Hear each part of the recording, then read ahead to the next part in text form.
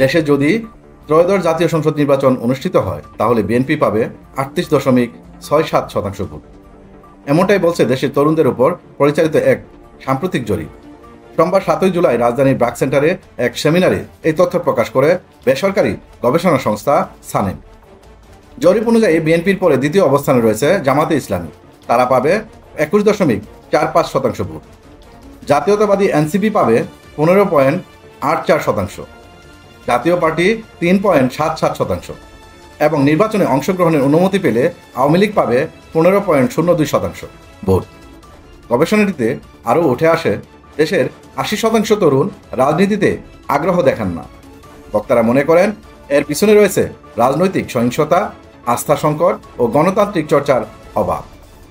তারা বলেন গত 1.5 দশকে ভোটাধিকার হরণ, ভোট কারচুপি ও দলীয়করণের অভিযোগে আওয়ামী লীগ সরকার প্রশ্নবিদ্ধ হয়েছে।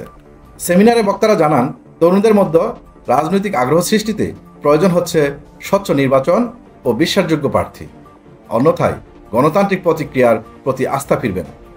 তারা আরও বলেন রাজনৈতিক দলগুলোর মধ্যে দায়িত্ববোধ এবং জনগণের প্রতি জবাবদিহিতা নিশ্চিত না করা গেলে কাঙ্ক্ষিত পরিবর্তন সম্ভব নয়। তরুণদের প্রধান উদ্যোগগুলোর মধ্যে রয়েছে বেকারত্ব, কর্মসংস্থানের সংকট ও ত্রুটিপূর্ণ শিক্ষা ব্যবস্থা। সানেমের জরিপে দেখা যায় দেশের 1/3 তরুণ গত 2 বছর ধরে চাকরি খুঁজে বেড়াচ্ছে। বক্তারা বলেন দেশের শিক্ষা ব্যবস্থায় গুণগত মান নিশ্চিত না হলেও এবং প্রশাসনিক দুর্নীতি, অনিয়ম দূর না হলে কর্মসংস্থান সৃষ্টি হবে না, বরং বেকারত্ব আরও বাড়বে। এজন্য তারা রাজনৈতিক নেতৃত্ব ও রাষ্ট্রীয় প্রতিষ্ঠানগুলোর দিক থেকে ইতিবাচক পরিবর্তনের আহ্বান জানান।